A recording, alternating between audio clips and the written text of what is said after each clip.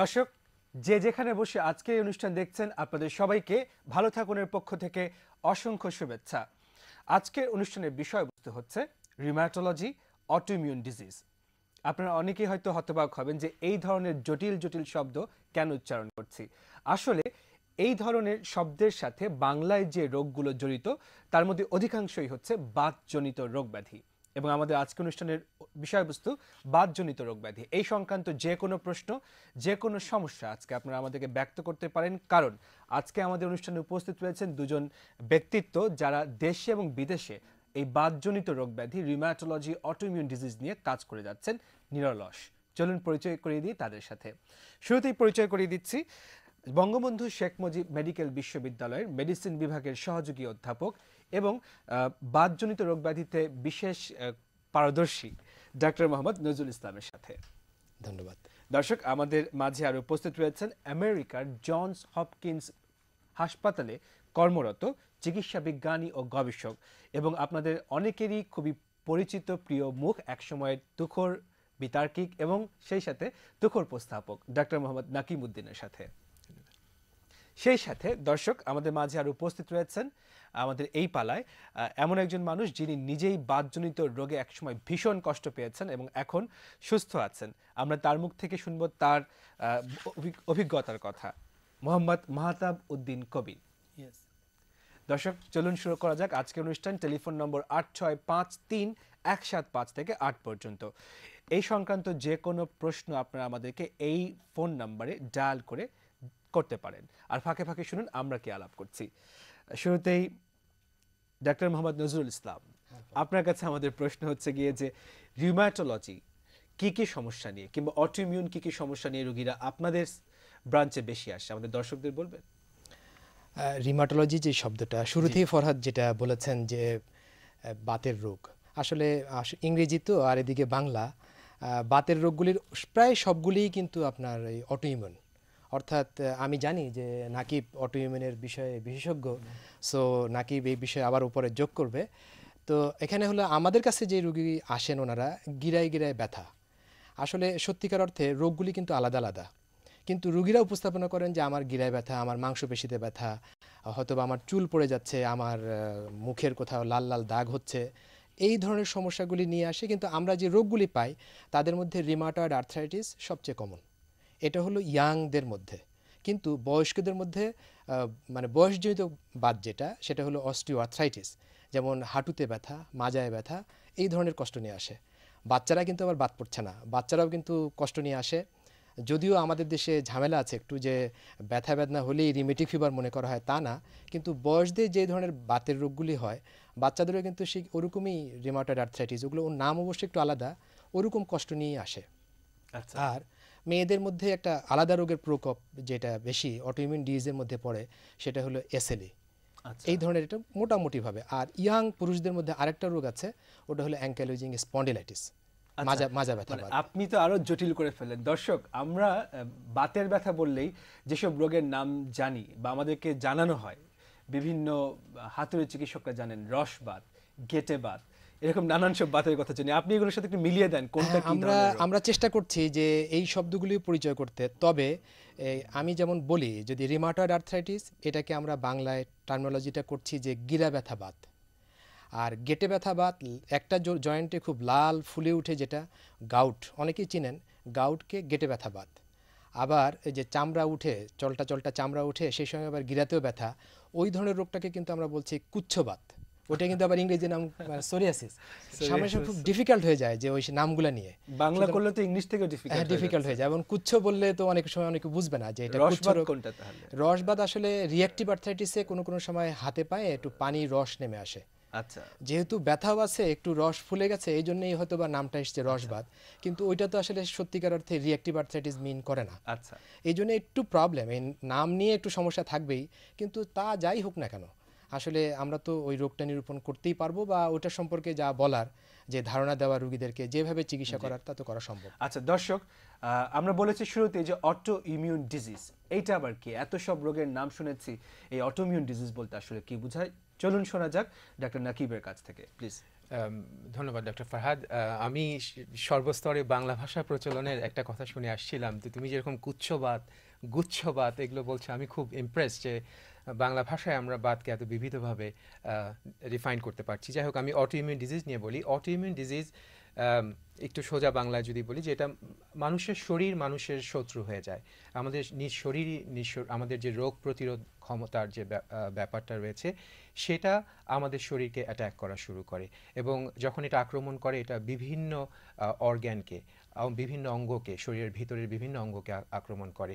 এবং নজরুল যে কথাগুলো বলল, যেটা বোনসে বা হাড্ডিতে, মানুষের হাড়ে আক্রমণ করতে পারে, জয়েন্টে আক্রমণ করতে পারে, বিভিন্ন অর্গ্যানে আক্রমণ করতে পারে, ব্রেইনে, যেটা নিয়ে আমি কাজ করেছি, সেই ব্রেইনে আক্রমণ করতে পারে। তো এইভাবে মানুষ নিজেই নিজের শত্রু হয়ে যায়। এবং ইভেন নাকি তোমার ডায়াবেটিস, যেটা নিয়ে আমি এখন কাজ করছি, ওইটাও মানে এখন একটা সাবজেক্টের ইয়েই এসছে যে ইমিউন মিডিয়েটেড ইনফ্লামেটরি ডিসঅর্ডার। কয়েকটা সহজ রোগের নাম বলবেন, যাহলে আমরা বুঝবো যে অটোইমিউন ডিজিজ বলতে আমরা কোন কোন রোগগুলোকে। যেমন নজরুল থেকে শুরু করি, বাতের যে কথাগুলো বললো, এগুলো অটোইমিউন ডিজিজ। ডায়াবেটিসটা একভাবে বলা যায়। থাইরয়েড বা গলগণ্ড যে একটা রোগ, থাইরয়েডের কিছু ডিজিজ, এগুলো সবই অটোইমিউন ডিজিজের মধ্যে পড়ে। কোনো এক কারণে আমাদের শরীরে যে অ্যান্টিজেন অ্যান্টিবডি যে রিয়াকশন যেগুলো হয়, সেগুলো আমাদের শরীরের অঙ্গগুলোকে অ্যাটাক করা শুরু করে, নিজেই নিজের মধ্যে শত্রু পোষা, এরকম একটা ব্যাপার। আচ্ছা, ঠিক আছে, আমরা আরো শুনবো আপনাদের কাছে বিস্তারিত। তার আগে দর্শকদের ফোন। হ্যালো, আসসালামু আলাইকুম। ওয়ালাইকুম সালাম।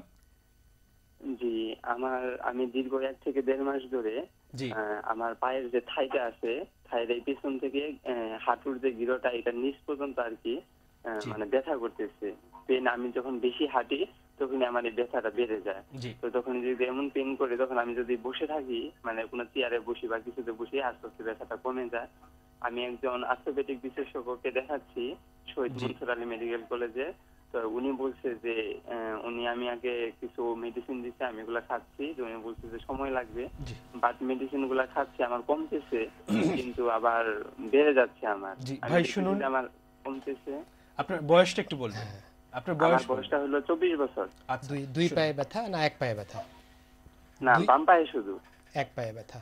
জি হ্যাঁ, আপনার যেই বয়সে আপনি কথাটা বলছেন, হাঁটলে বাড়ে হাঁটু থেকে নিচ পর্যন্ত, মনে হয় ফরহাদ ওই হাইপার মোবিলিটি, অর্থাৎ ওনার একটা নি আনস্টেবল। যেমন যদি এরকম বলি, আমরা জয়েন্টের কিন্তু একটা নির্দিষ্ট রেঞ্জের মুভমেন্ট সম্ভব, এটার বেশি হওয়া সম্ভব না।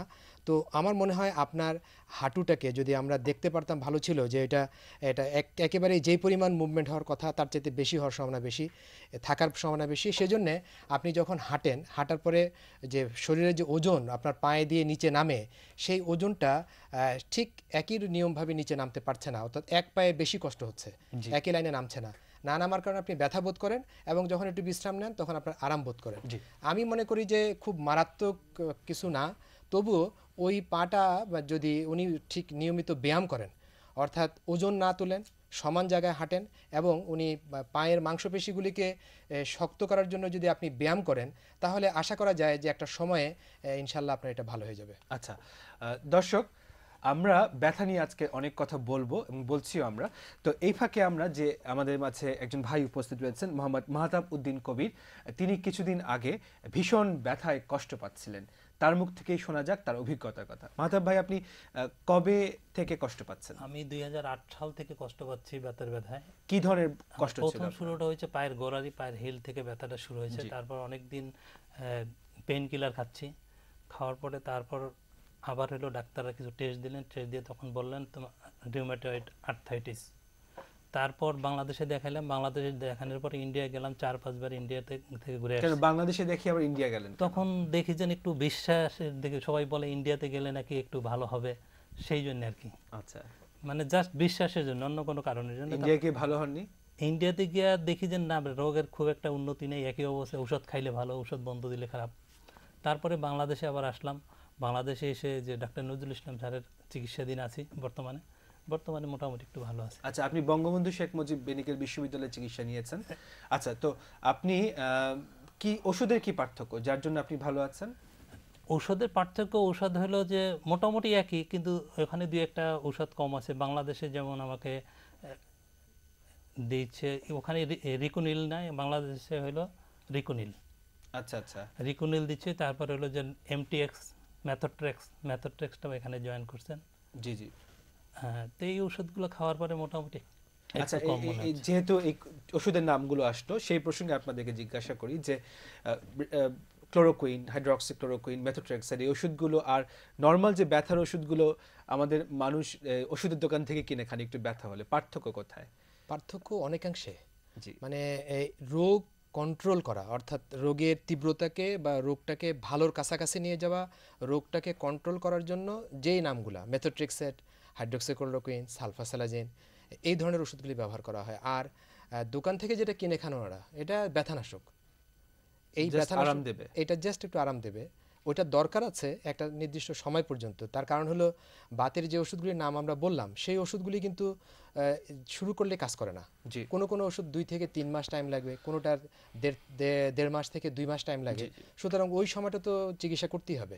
ওই সময় চিকিৎসার জন্য এই ব্যথার ওষুধ লাগবে। কিন্তু মনে রাখতে হবে, ব্যথার ওষুধ খাওয়ার আগে লিভার ঠিক আছে কিনা, কিডনি ঠিক আছে কিনা, পাকস্থলী ঠিক আছে কিনা, এবং মানে আপনার সাবজেক্ট যে কার্ডিওলজি, সেই কার্ডিওলজির অবস্থা কীরকম, এই সব বিবেচনা করেই কিন্তু ব্যথার ওষুধ খাওয়া উচিত। মানে ব্যথা হলো আর আমি একটা ব্যথার ওষুধ খেলাম, এটা খাচ্ছেন তো মানুষ বছরের পর বছর খাচ্ছে। হ্যাঁ, এটা শুনুন, দুঃখজনক। আমি অভিযোগটা করলাম।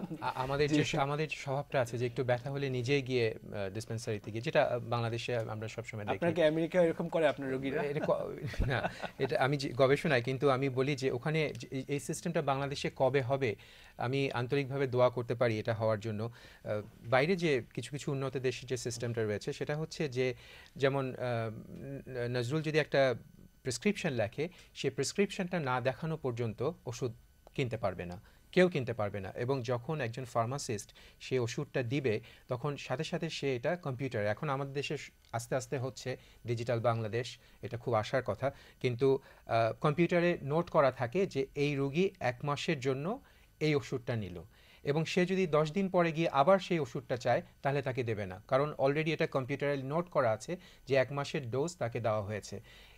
এই উন্নত সিস্টেমটা, এটা যদিও আমরা আমাদের উচ্চাভিলাষী চিন্তা, উচ্চাভিলাষী না, কিন্তু টাইম হ্যাজ নজরুল এটা বলো তুমি। স্বাস্থ্যের জন্য খুবই জরুরি, তাই না? খুবই জরুরি। অবশ্য উনি যে কথা বললেন আর কি, সেটা হলো রিমাটোলজিতে আর্থ্রাইটিসের ট্রিটমেন্টের জন্য খুব বেশি ওষুধ কিন্তু নাইও। এটা কিন্তু খুব দুঃখজনক বিষয় ডক্টর ফরহাদ, এটা প্রয়োজনও যে রিকোনিল, যেটা উনি নাম বললেন ওইভাবেই বলি, মেথোট্রেক্সেট, সালফাসালাজিন, এর আর হলো নদিয়া বা আমাদের লেফ্লোনামাইড, আমরা যদি বলি, এই 4টা ওষুধের বাইরে কিন্তু ওষুধ নাই। পাশ্চাত্যের দেশে, ইভেন নাকিবের দেশে, যে আমার দেশ বাংলাদেশ, নাকিব উইথড্র করতে হবে, এটা withdraw করলাম আর কি। আমার দেশ বাংলাদেশ। যাই হোক, নাকিব যেহেতু ওখানে আছে, ওদেশে এই বাতের রোগীদের চিকিৎসা করার জন্য অনেক ওষুধ অ্যাভেলেবল। এবং সবচেয়ে ভালো খবর হলো, নোট যেমন থাকবে তেমন কিন্তু এই যে ওষুধগুলির, এইগুলির প্রাপ্যতাও থাকা উচিত। আমরা কিন্তু মনে হয় এরকম যে হাত পা বেঁধে 3-4টা ওষুধ আছে, এটা সবারই হাত পা সবাই আজকে আমি পেপারে দেখলাম আমাদের প্রধান বিচারপতি বলছেন হাত পা বেঁধে সাঁতার কাটার কথা, তুমিও হাত পা বেঁধে, এটা এত দড়ি পাও কোথায় তোমরা বাংলাদেশে? দর্শক, আমরা এই ফাঁকে আবার আপনাদের প্রশ্ন দিচ্ছি। হ্যালো হ্যালো হ্যালো, আসসালামু আলাইকুম। ওয়ালাইকুম সালাম। আমি কুমিল্লা মুরাদনগর থেকে আপনার বলছি। দয়া করে টেলিভিশনের ভলিউম কমিয়ে নেবেন, আমরা শুনতে পাচ্ছি না আপনার কথা। আচ্ছা, আমার আম্মুর বয়স জি, 40 থেকে 45। আচ্ছা, তো গিরা গিরা ব্যথা, তো জয়েন্ট ইনজেকশন দিচ্ছে, হয়তো কিছুদিন ভালো থাকে, আবার কিছুদিন খারাপ থাকে। জি। মানে এগুলা স্থায়ী সমাধান কি? আমি জানতে আপনি কি চাচ্ছি। বুঝতে পেরেছেন?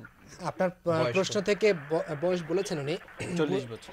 এটা পরিষ্কার যে আপনার মায়ের বাতের ব্যথা, যেই বয়সটাতে এই বাতের ব্যথা, এটা ইনফ্ল্যামেটরি আর্থ্রাইটিস, অর্থাৎ রিমাটয়েড অথবা স্পন্ডলোআর্থোপ্যাথি, মাজা ব্যথা বাতের হতে পারে। কিন্তু ওনার প্রশ্নটা অন্যটা, যে জয়েন্টি ইনজেকশন দিলে 3 থেকে 4 মাস রোগটাকে আয়ত্তে রাখে। কিন্তু এই রোগটা আসলে নিরূপিত হতে হবে। যদি এটা আপনার গিরা ব্যথা বাত বা মাজা ব্যথা বাত এরকম কোনো বাতের রোগ হয়, তাহলে ওনাকে কিন্তু আমাদের এই ওষুধ দিতে হবে, আলাদা ওষুধ দিতে হবে, দিয়ে রোগটাকে কন্ট্রোল করতে হবে। তারপর কিন্তু গিরার যদি প্রদাহ তীব্রতা অনেক বেশি থাকে, তাহলে সেক্ষেত্রে 3 থেকে 4 মাসের জন্য ইনজেকশন কাজ মাহতাব করবে। ভাই, আপনি ইন্ডিয়াতে চিকিৎসা নিয়েছেন, ভারতে, বাংলাদেশেও চিকিৎসা নিয়েছেন, পার্থক্য কি? পার্থক্য বাংলাদেশের একটু হলো যে কি বলে, বড় ডাক্তারের কাছে যাওয়া একটু কঠিন, আর ইন্ডিয়া অ্যাভেলেবেল। ইন্ডিয়া তবে দেখা যাচ্ছে আমরা আরেকটা জিনিস জানি না, কারণ দেশের উপরে একটা জিনিসই থাকে। ইন্ডিয়াতে এখন তারা আসলে কি ডাক্তার, তাদের মাপটা তো আমরা বুঝতে পারি না, এবং তাদের হসপিটালের মাপটা কি সেটা আমরা বুঝতে পারি না।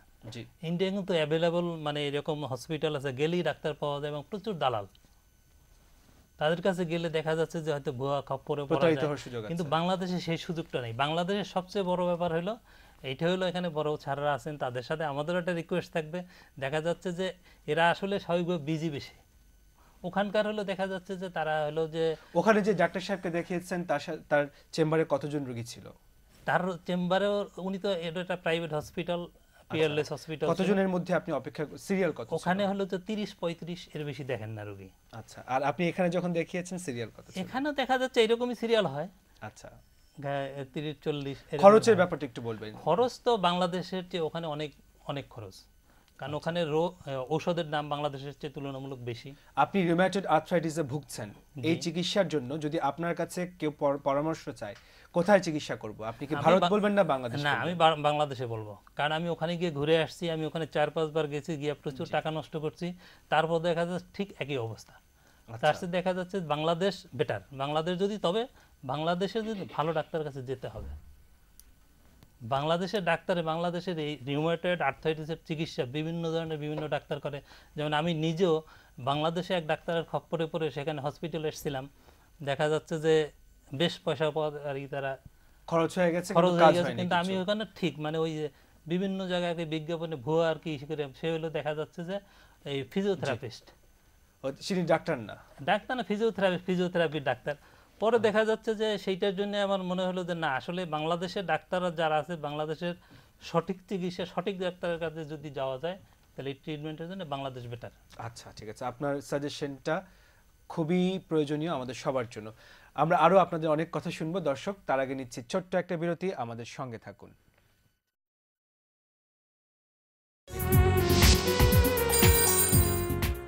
দর্শক, বিরতির পর আবারও আপনাদেরকে স্বাগতম আমাদের আজকের অনুষ্ঠানে। আমরা শুরুতেই দর্শক আজকের যারা অতিথি আছেন তাদের পরিচয় করিয়ে দিয়েছিলাম, আবার একটু পরিচয় দিচ্ছি। ডাক্তার নজরুল এবং ডাক্তার নাকিবের একটা বড় পরিচয় হচ্ছে যে তারা দুজনই বন্ধু, একই সাথে তারা একই সময়ে তারা মেডিকেলে পড়াশোনা করেছেন, এবং তারপর একজন দেশে আছেন এবং একজন বিদেশে আছেন। আর পাশাপাশি আমাদের মাঝে এখন উপস্থিত হয়েছেন আরেকজন অতিথি, সম্মানিত অতিথি। তিনি একটি বাতজনিত রোগে ভুগেছেন বেশ কিছুদিন, এখনও উনি সেই রোগে আছেন, তবে অনেকটা ভালো আছেন। তার নাম হচ্ছে কোহিনুর বেগম। আমরা মিসেস কোহিনুর বেগমের কাছ থেকেও তার অভিজ্ঞতার কথা শুনবো পরবর্তীতে। ডাক্তার নাকিব, আপনার কাছে আমাদের একটা প্রশ্ন হচ্ছে যে এই যে বাতজনিত রোগ ব্যাধি কিংবা বাতের ব্যথাজনিত সমস্যা আজকাল দিনকে দিন বেড়ে যাচ্ছে বাংলাদেশে, বিশ্বেও, কারণটা কি? অনেকগুলো কারণ। একটা হচ্ছে যে জনসংখ্যা বাড়ছে, কাজেই এর সাথে সাথে কমপ্লিকেশনস আরও বাড়ছে। এছাড়া আমি যে ব্যাপারটার উপর গবেষক হিসাবে দৃষ্টিপাত করতে চাই, চিকিৎসার ব্যাপারটা তো আসবেই পরে, বা শারীরিক কী কী পরিবর্তন হচ্ছে এগুলো আমরা কিছুটা আলোচনা করেছি আগে। বাংলাদেশে যে জিনিসটা আমরা দেখছি যে জায়গার খুব অভাব, আমাদের আসলে ঠাঁই নাই ছোট এতরি। ঠিক এটার একটা খুব ক্লাসিক উদাহরণ হয়ে গেছে। একটা ছোট্ট ঘটনা দিয়ে বলি। আমি থাকি পুরাতন ঢাকায়, যখন আসছিলাম এই অনুষ্ঠানে অংশ নেওয়ার জন্য, আমার গাড়িটা আজকে শুক্রবার ছুটির দিন, যা রাস্তা ফাঁকা, কিন্তু তারপরেও জ্যামে আটকে পড়েছিল। কেন সেটা হলো, দেখলাম যে সরু গলিতে একদল ছেলে অত্যন্ত উৎসাহের সাথে ক্রিকেট খেলছে। তারা, আমাদের খেলার মাঠ নাই, আমাদের চলাচলের জায়গা নেই। এই যে ব্যাপারটা, যেটা আস্তে আস্তে খুব প্রকট হয়ে উঠছে, যারা পরিবেশবিদ, যারা পরিকল্পনাবিদ, যারা ভবন বানাচ্ছেন, অত্যন্ত মেধাবী আর্কিটেক্ট, ইঞ্জিনিয়ার, এবং যারা এর সাথে জড়িত রয়েছেন, তাদের সবার কাছে, এবং যারা পলিসি মেকিং করছেন, তাদের সবার কাছে আমাদের আকুল আবেদন যে এই ব্যাপারটার দিকে নজর দিন।